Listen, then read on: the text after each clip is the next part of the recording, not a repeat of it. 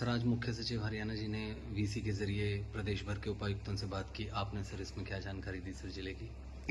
इसमें 5 बिंदुओं पे जो है वो चर्चा हुई थी। पहला जो सबसे मेन विषय है प्रोक्योरमेंट का।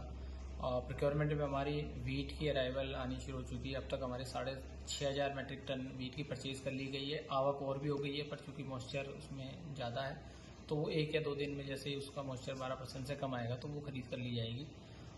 जो हमारे बायोमेट्रिक और गेट पास के जो विषय थे वो बिल्कुल स्मूथ चल रहे हैं। कहीं भी किसी भी तरह की दिक्कत गेट पास और बायोमेट्रिक में आ नहीं रही है। मेरी किसान भाइयों से अपील रहेगी कि कहीं भी अगर ऐसा दिक्कत आता है तो हमारे संबंधित जो मार्केट कमेटी के अधिकारी हैं, हमारे एफएड, वेयर हाउस या फूड एंड सप्लाईज के जो इंस्पेक्टर्स हैं वहाँ पे मंडी में उपस्थित हैं, सीनियर ऑफिशियल्स की भी ड्यूटी है, तो उनसे संपर्क वहाँ करें।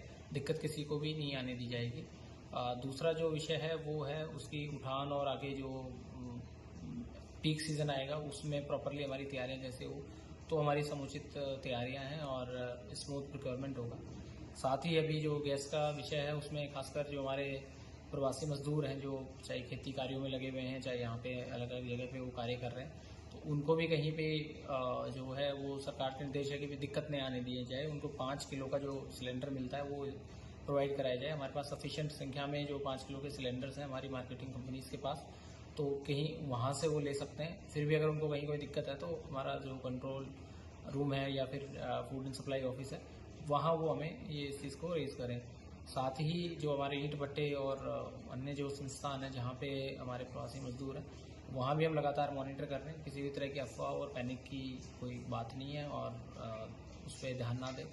साथ ही जो डोमेस्टिक सप्लाई हमारे जो लोग ले रहे हैं डोमेस्टिक में, उनको सप्लाई में 48 घंटे या उससे ज़्यादा का समय है, उस पर भी चर्चा की गई है कि भी वो कैसे कम समय को कम किया जाए और जैसे बुकिंग हो तो उसको जल्दी से जल्दी उपलब्ध करा दिया जाए।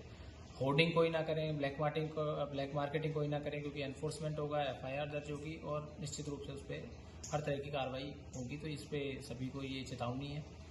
साथ ही जो हमारे पीएनजी का इंफ्रास्ट्रक्चर है, जहाँ भी हमारी लाइन है पीएनजी की, तो वो प्रमोट किया जा रहा है कि पीएनजी की लाइन जहाँ तक अगर आपको है तो आप डोमेस्टिक आपको नहीं दिया जाएगा, आप पीएनजी में कनेक्ट कराएं। और जो बिलिंग है वो कॉस्ट वाइज कोई ज़्यादा अंतर उसमें है नहीं है और सुचारू रूप से होती है। और जो डीम्ड अप्रूवल है विभागों के तहत वो सरकार ने कर दिया है कि विभाग एनओसी तुरंत दें, अगर नहीं देते हैं तो 24 घंटे के अंदर उसको deemed approval district level committee दे। तो हमने 4 ऐसी जगह की जो एनओसी 1 साल से लंबित थी वो हमने क्लियर करी है कल।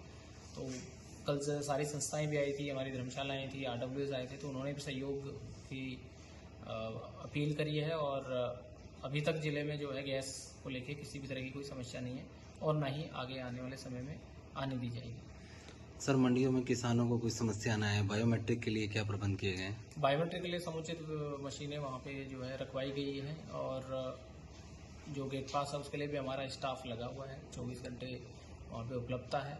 फिर भी जैसा मैंने कहा कि सीनियर हमारे एसडीएम, तहसीलदार, सीनियर रैंक के ऑफिशियल्स भी वहाँ डेपुटेड है, हमारी खरीद एजेंसियों के ऑफिशियल्स भी हैं और खुद हम निगरानी बनाए रखे हुए हैं। किसी भी तरह की दिक्कत नहीं आएगी।